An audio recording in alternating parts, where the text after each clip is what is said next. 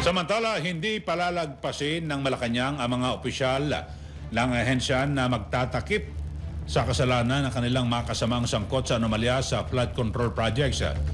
Tugon ito ni Palace Press Officer at Attorney Claire Castro sa agam-agam na posibleng maabsuelto ang mga iniimbestigang opisyal, partikular na sa Department of Public Works and Highways o DPWH dahil mga kasama nila sa ahensya ang mag-iimbestiga sa mga ito.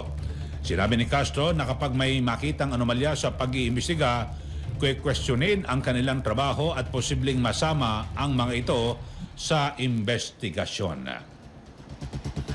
Ginagarantihan niya nito na magiging independent at non-partisan ang gagawing investigasyon sa mga opisyal ng gobyerno na sangkot sa anomalya sa flood control projects. Ayon kay Castro, umabot na sa 9,020 ang natanggap na report ng sumbong sa Pangulo PH website kaugnay sa flood control projects na palpak o kaya naman ay ghost projects.